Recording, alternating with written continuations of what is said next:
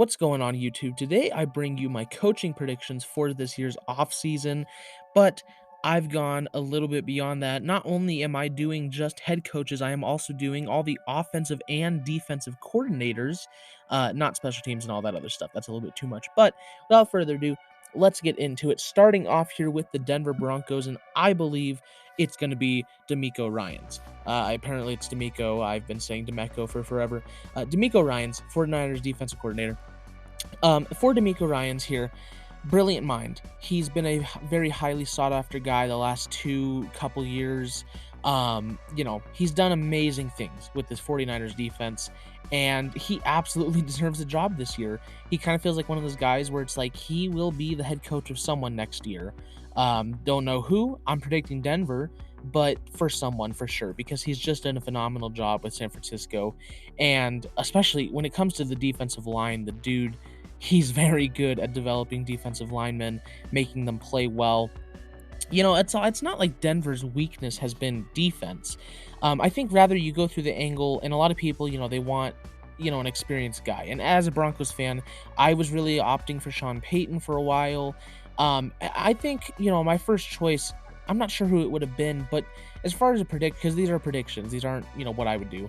I just feel D'Amico Ryans is going to go there because I think he's a very respected person. He's a leader and people really like him. And I think Denver could use that. However, unlike Nathaniel Hackett, where you would hear the same things, right? Well, people like him. He's a leader and all that. I think D'Amico Ryans' style of football is just much different than Hackett, and it's much better. It's, hugging things out isn't the best way to go about football. And again, it's not like Denver's defense has been weakness, but I think this is the guy for the job that they're going to go with at the end of the day. It's just who I think it is. You can argue they go offensive, but I just view Ryans as going here. I think he'll be their guy going forward and hopefully can bring in a pretty good OC. We'll talk about that later. Moving on to the Arizona Cardinals, I'm going to go with Brian Flores. And I think this really became the obvious pick, once they had hired Monty Austin for it. Just the fact that he'd been in New England for forever with Brian Flores just makes sense, right? Like, not only does he already deserve a job, like, obviously there's the whole thing going on with the lawsuit, but, like, in general, Brian Flores is a great head coach and deserves a job. You add on the fact that they've now hired a guy who has an extremely close connection with Brian Flores. This just feels like a pretty obvious choice here at the end of the day. As a coach, great leader. He runs that kind of, hard, like, intense old school style that, Bill Belichick kind of does. Well, no, he does, right? And I think Flores, he puts us a nice mix of that, but also with modernity to it, and it creates a winning environment. And Arizona could really use that right now. They could use a guy who's been there, done it. He knows what he's doing. He's experienced. There's that connection there. I think Vance Joseph would totally stay as the defensive coordinator. I think they would work well together, though they haven't worked together. So I think Flores makes a lot of sense here for the Cardinals. Then here with the Indianapolis Colts, I'm gonna go with Shane Steichen. And while I feel like everybody's saying it's Raheem Morris. I feel like Raheem Morris is being kind of groomed up to be Sean McVay's replacement. If they don't get Sean Payton, and so I feel like they're gonna try to keep him in LA. And also, I just feel like the Colts gotta go offensive here. And I know you can say the same thing with maybe like Denver, right? Where it's like, well, the struggle's been offense. But I think it's just a bit different with Raheem Morris, because I don't think he's quite the coach in general that Ryans is. And I think Steichen's just a guy that he has to get a job somewhere. It's obviously Sirianni's mostly in charge of the offense there, but Steichen works directly under them. He was super important to the development of Justin Herbert and all that. And I just think that's enticing enough for a team that's more than likely going to go draft a quarterback to be their guy of the future there. Getting a guy who's been in charge of Justin Fields' development before, he's been an offensive coordinator for a while for some very good teams as well, and working under Sirianni, helping Jalen Hurts come along to where he is. I think this is the move for the Colts. He makes sense. He's got to get a job somewhere. I think it'll be here in Indianapolis. Then we have one that's already happened, and today the Panthers hired Frank Reich. That was my prediction before it had happened.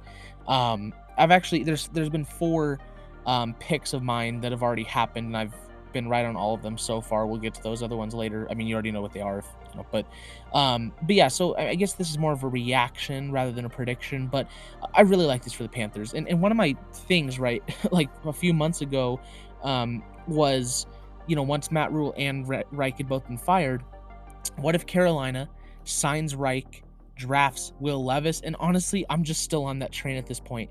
I think that idea of getting Frank Reich, a very good offensive coach, and Indianapolis is going to be kicking themselves that they fired him, because I feel he's the coach of the future for Carolina here. If he gets Will Levis, I think there's a very good chance that Levis could turn into MVP Carson Wentz. Like, that is his ceiling, in my opinion, is an MVP Carson Wentz. And who helped Carson Wentz get there? This guy right here. So for me, that train's rolling more than it ever has before. And in general, I like the hiring. Again, I think he's a good coach, and Indianapolis made a mistake by firing him. And I think the Panthers get a really nice pickup here with Frank Reich. I think it's a great hiring by Carolina here and David Tepper. Then last with the head coaches, we have the Texans, and I'm going to go with Jonathan Gannon. So both Eagles coordinators leaving. Jonathan Gannon, the Texans have had a lot of interest in him, and really they're the only team this year that's been interested in him. And that's, partly I think it's because I think he is a little overrated as a defensive mind. Like, yeah, he's done a good job, for sure, right? But I also think he's had a very, very talented team to work with to do that he's just not going to have here in Houston. But at the same time, it's not like you're expecting him to go in there and turn this team around year one. I mean, it's going to take time. They're in a rebuild. I think this is a guy that you can go in saying, like, okay, we know he's still growing himself, right? Even if he's been doing this for a while, growing with the team, the type of football he runs, the type of football he's shown he can put on the field with his players when he does have the talent there. And again, he's still a good defensive mind at the end of the day. It's not the place I'd go, but I do think it is where Houston's going to go for their head coaching job with Gannon. So now moving on to the coordinators, we're going to start out here in Denver, going with Bobby Slowick, 49ers passing game coordinator. I think, D'Amico Ryans just kind of brings a guy over. For me, it'd be between Slowick and Chris Forster, I think is how you say it, the O-line coach. And there's definitely, you could say, like, oh, it'd be really nice to have someone who specializes in O-line play for Denver. Same time, it's not like Russell Wilson was great either, beyond just the fact that the line sucked. So I think in general, you're getting a guy here that's been partially in charge of an offense that has, been very good. And he's definitely learned a lot under Kyle Shanahan. The Buccaneers, I'm going to go with Todd Monken out of Georgia. It was kind of one of the earlier reports that he could be in the running, and I think it's what'll happen here. I think, Bowles likes him. He's done a very, very good job at Georgia, with Stetson Bennett and that offense in general, helping win back-to-back championships and making the offense look pretty dang good. Not just the defense, right? It's been offense too in Georgia. So I think Todd Monken going to go up to Tampa Bay to the NFL level. Greg Roman, this might be unpopular, and I got to explain this one, right? But Greg Roman is very respected for a reason. He is not a bad coordinator. The system he runs is respected if it benefits you. Robert Griffin III tweeted out, Greg Roman is, and I don't remember the exact tweet, but Greg Roman's a very smart guy. His system is extremely innovative because it really does help specialize in the ground game, utilizing mobile quarterbacks. Kyler Murray is a mobile quarterback. The Cardinals run the ball a lot, and with DeAndre Hopkins likely being traded, they're not going to be able to do a whole lot of passing when your top receivers are Hollywood Brown and Rondale Moore. All respect to those guys, they're no DeAndre Hopkins. So for me, like, I know a lot of people might really hate this, but Greg Roman's a very innovative, smart coordinator. He will have an OC job somewhere, and I think it just makes sense for the Cardinals because he knows how to utilize the type of offense that they really need to be running right now. So, you might not like the pick, but I think it makes a lot of sense here for Arizona. Then we move to the Chargers with Zach Robinson. I mean, this really just comes down to the fact that, like, Staley's from LA. He knows Robinson. Robinson, I mean, I can't say he's done a great job with, the guys that have been there, but learning under Sean McVay is going to be make you worth something, of course. But like that offense, it plays very well. It makes guys like Baker Mayfield and Jared Goff look like great quarterbacks, or at least way better than they are. It's not like Justin Herbert playing better is the issue in LA, but like I don't think you're hoping your offense is going to stay the same or get better with this guy here. So I think it makes sense. I think that's where they're going to go. Next up with the Chiefs, I got Matt Nagy, and it doesn't show here, but I do believe Eric Bieniemy is going to leave for another team, and we'll get to him in a little bit. But as for his replacement, though, I'm going to go with Matt Nagy, right? Like again, and this is a situation where I know some people hate him and they think he's just this sucky coach, but the fact of the matter is, a lot of these head coaches that can't make it are still really good coaches. They're just not head coaches. And Matt Nagy, I really don't think he was even that bad of a coach. Stuff happened, the team didn't succeed, they fired him. But dude, like he is still a good offensive mind that has learned under Andy Reid for years and years. And to be honest, I tweeted out earlier today, I've seen a vision, right? And I predicted 10 potential head coach signings next year. And Matt Nagy taking over for Andy Reid if he retires is one of them, because I do believe he'll be the OC when Eric Bieniemy leaves, because he's still a good offensive-minded coach. And who's to say that given another chance with a better team and a better offensive situation, who's to say that Matt Nagy doesn't do better on his second go? So I don't think it's as blasphemous as some people might say it is, when you first see this. Moving on to Indianapolis, I mean, it's just really because, you have Shane Steichen there. He's going to bring someone from Philadelphia, I think, and Brian Johnson makes a lot of sense here. I think he deserves a promotion to an OC job, and it makes sense, right? Be under your guy that you're still under. So I think that's where Indianapolis goes. As for Washington, I don't know if it's Zampese or Zampese. I've been saying Zampese. I think that's where they'll go. There was a report that like that's their top choice, is just to promote the quarterbacks coach, which I mean, fair enough, right? Worked under Scott Turner. He kind of I get it. It's not where I'd go, but like I get it. I guess I think it's where they'll go. Eagles, because you're losing Shane Steichen, I see an Anthony Lynn um, here, and that's really just because the connection of him and Sirianni. And again, kind of the same thing I used with Matt Nagy. Like, yeah, he was not a great head coach, but that doesn't mean he's not a good offensive mind. And I don't think he's as innovative as Shane Steichen, but I still think he's a solid guy to have and could still potentially be a pretty good offensive coordinator. So it's where I could see Philadelphia going. Could go somewhere completely different, but connection there with Sirianni.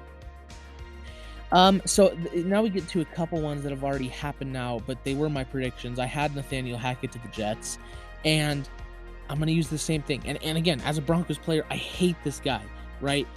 But at the end of the day, it's like he's still a good person. He's still a positive person, and he's still a solid offensive mind. He's just very clearly not a head coach.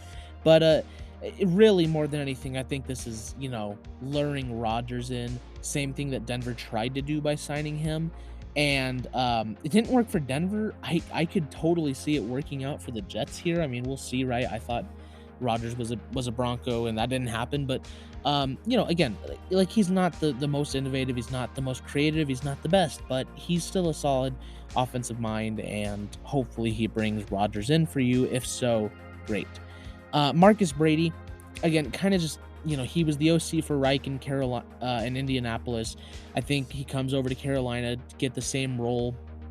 It's not like he's a great coordinator, but he did his job under Frank Reich for the most part, and so I think that just makes sense here. And then kind of same thing with Bill O'Brien, right? And honestly, I'll defend Bill O'Brien here, because I won't even say like he wasn't a good head. He was a good head coach, and a lot of Texans fans will tell you that. Like he was an awful, awful, awful general manager, but he was a good head coach, and really he could still be the head coach right now if they hadn't let him trade, everyone and destroy everything, um, for nothing. And so I get people are making fun of it and stuff, but Bill O'Brien, smart guy. Um, I trust him. I think he'll be much better than Joe Judge and Matt Patricia. Bill Belichick has always run his teams in weird ways and stuff, but at the end of the day, it at least lands them in mediocrity, which is better than they should be, to be honest, considering how the team is. So again, I get people are clowning on it, but it's where I thought they were going to go. It's where they are going. So yeah, and I don't hate it. As for the Rams, speaking about again defending people, Mike LaFleur. I don't know if there's a whole lot of defending this one. This is certainly not where I'd go. I just think it's the hot name, and for some reason it makes a lot of sense. Like on the surface level, you probably wouldn't have predicted or guessed that the Jets would go after Nathaniel Hackett, considering what just happened this season. But like it clearly just happened. So Mike LaFleur, he's not a good offensive coordinator, but under Sean McVay, and I'm not totally sure. They might even be connected in some way. I'm not sure. I'm trying to think because I don't believe McVay was ever in Green Bay, but he might have been though. Who knows? But anyway, it's a hot name. It's where I'm going to go here for the Rams. And then these last three here, I talked about Eric Bieniemy leaving earlier, and I think he goes to the Ravens. Lamar's going to be involved in some way in looking for a new OC, and I think on paper, the resume of working under Andy Reid and Patrick Mahomes and coaching Patrick Mahomes and the Chiefs offense and all that makes you very enticing to a lot of people, especially say Lamar Jackson, who I'm sure would like to expand the offense more than he's been able to so far through his career. And like it's tough to say, right? Because on the one hand, I'm always the guy that has to tell people that he's never going to be a head coach. Like and I guess who knows, right? Because if he does go somewhere else, which I think he will, and that team's offense becomes great, then okay, maybe we're wrong and maybe this guy actually is, a really good offensive mind. I do believe he is. I think he's a smart guy, but as far as a leader, how he interviews, how players view him, it's not in his favor to be a head coach anytime soon, maybe ever, right? So it's like, I think he could go to Baltimore because he does have a great resume on paper, and I think Lamar would love to have him. I don't know how well it would work out, but I think it makes a lot of sense for a few reasons there. The Texans are going to go Scott Turner, and I think, it'd be a good hire for the Texans. He and Jonathan Gannon worked together for a little bit, and Scott Turner, like, again, I'll defend him because some people don't like him, but he was a good mind for the Commanders, and they let him go as a scapegoat. I think Rivera's more the issue on that team because Turner, some team is gonna get a good offensive coordinator out of him, and in this predictions, it's the Texans because again the connection. But dude, he's not that bad. He's not. He's just a scapegoat. So someone's gonna get happy with him. And then the Titans, I got going Justin Outen. I don't even think it's a situation where Outen gets fired. I think they just tried to hire him away. In those last two games, the Broncos, their best games of the season, he was the play caller.